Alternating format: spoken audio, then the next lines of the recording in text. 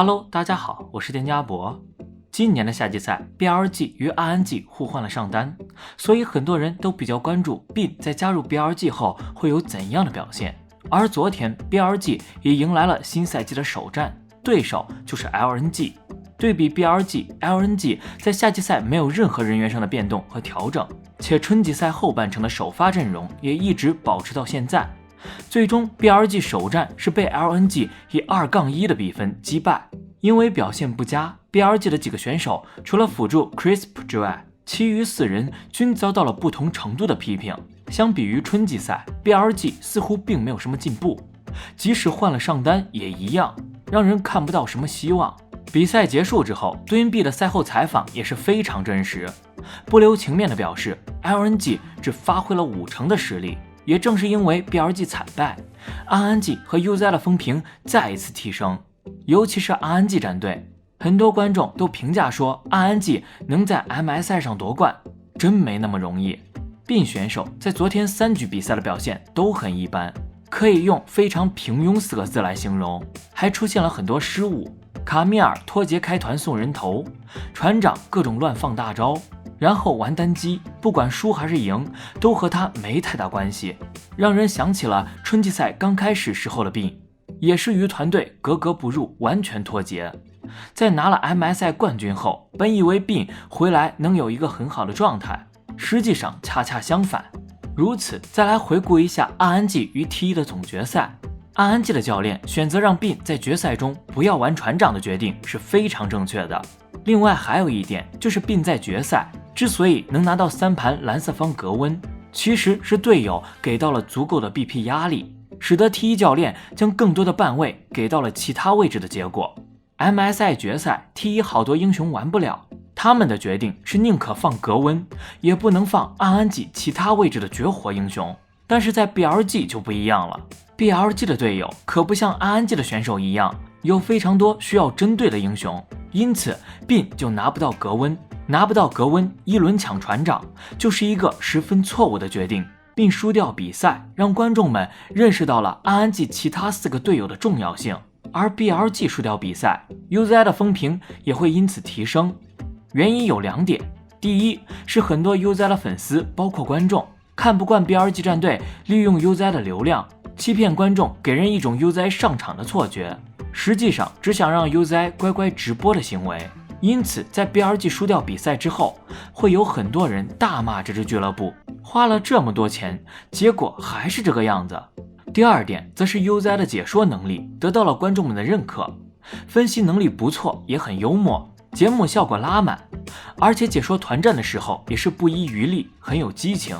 看细节也看得很准。解说自己之前主队 BLG 的比赛也没有出现偏向的情况，还是公正客观的在说，有的时候会开团暗示一下某个选手表现不好。很多观众已经开始期待 UZ 解说 RNG 的比赛了，因为争议性比较大，想要看看 UZ 会怎样解说。阿博认为，以 UZ 这几天的解说风格来看，解说 RNG 的比赛大概率也是一样的套路，就是单纯以大局上比赛内容来进行解说，不会过多的集中在某个选手。以上是关于网友赛后评论的部分。目前的 LPL 电竞圈就是这样一个回合制的趋势，焦点之战结束后，获胜一方的粉丝都是会疯狂开团的。拿 BLG 和 LNG 这场比赛为例，阿博认为还是暴露了不少问题的。以客观的角度分析， Bin 表现确实不好，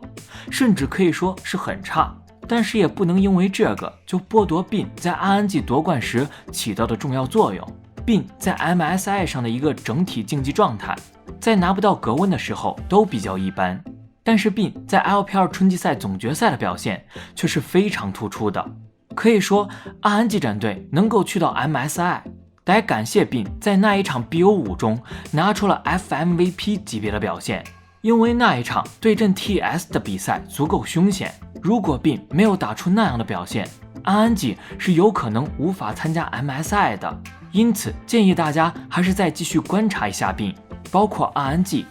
看看 Bin 能不能解决一下自己英雄池的问题。还有就是 BLG 战队需要真正稳定的核心 carry 位出现，队内如果有2个能稳定 C 的点，这支战队的成就就不会差。除了 BLG 和 LNG 的焦点战之外，还有一场比赛也得到了大家的关注，就是 UP 与 OMG 的这场比赛。因为是 Zoom 的首秀之战，观众们都想看一下 Zoom 在离开 TS 之后能打出怎样的表现。结果 Zoom 在这场比赛中打出了很出色的发挥，一手招牌天使表现十分突出。UP 战队也是顺利的以2-0的比分碾压击败了 OMG 战队。UP 顺利击败 OMG 之后，赛后的采访环节中 Zoom 的一个回答是成功引起了大家的注意。在被问到与新队友相处如何的时候， Zoom 的原话是这样说的，一个个说太麻烦了，总结一下就是大家人都挺好的嘛，也比较好相处，相处方面自认为还是可以的，但不知道有没有表面兄弟。在 LOL 电竞圈里面，表面兄弟这个梗最著名的出处还是孙亚龙与5-5开的那一波礼装白肉，两大退役选手做主播之后，因为送礼物的事情撕破脸皮直接开战，表面兄弟也成为了当时5-5开的一个黑点绰号。而 Zoom 的这一波表面兄弟则暗有所指，正常采访不会平白无故的说出这4个字，其开团意味非常明显。针对表面兄弟这种人的同时，还暗讽了一波 NET 选手，因为春季赛大家都是队友，看起来都是兄弟，但实际上是不是真兄弟谁也不知道。 NET 在休赛期中被曝光了大量的黑料，其中对小天的态度令观众们非常气愤。表面上两人被公认为是最好的兄弟，实际上 NET 并没有把他当成兄弟看待。NET 在聊天记录里面最让人心寒的一句，就是说他在苏宁的时期被小天孤立过，和自己女朋友说自己和小天只是普通朋友，女朋友用小号辱骂小天，就是因为 NET 和他说过的这些事情。总之 NET 只是看起来很单纯，实际上却是一个比较腹黑的人。 Zoom 和小天的关系也很好，为小天打抱不平也是替他感到不值。TS 所谓的什么兄弟 LOL 看起来就像是一个笑话， Zoom 能够早点离开 TS 也算是一件好事了。还有就是关于 TS 的现状， TS 的几个选手基本也都是只签约了1年， NET 小天和 JK Love 年底合同都会到期， TS 夏季赛只要拿不到足够好的成绩，这支队伍几乎是一定会解散的。自从引入 JK Love 和 NET 组成双 C 之后， TS 已经换了非常多的选手，进行各种各样的排列组合，就是为了有机会拿下世界冠军。年中 NET 出事之后， TS 的几个赞助商都跑了，郭浩压力非常大，每次转会期他都拼尽全力，还顶着巨大的压力去组建自己认为更强的配置，结果基本都失败了。Zoom 选手曾经也爆出过一个黑历史，但后来经过证实，根本就不怪 Zoom， 反而是 Zoom 做了冤大头，给女方大笔的金钱。当时的 Zoom 其实赚的并不多，或者说 Zoom 在 GDG 时期赚的就一直不多。Zoom 之前采访中曾经透露过，自己之前签合同直接签5年，自己的工资每年也就不到200万的水平。在 LPL 顶级上单或者冠军选手中，这个薪水确实是很低了，因为大多数这种顶级选手都是能拿到接近1000万甚至超过1000万的水平。年初 Zoom 加入 TS 其实也没拿很多，就是想要看看加入 TS 能不能成为拼图，争取夺冠。结果自己没有打上首发，选择解约后加盟 UP 了。阿博认为夏季赛不仅是 TS 最后的机会，可能也是 Zoom 最后的机会了。好消息是，目前的这个版本还挺适合 Zoom 发挥的，天使、船长这类英雄他都比较擅长，而且 Zoom 的坦克英雄很出色，可以搭配不同的团战阵容来选英雄。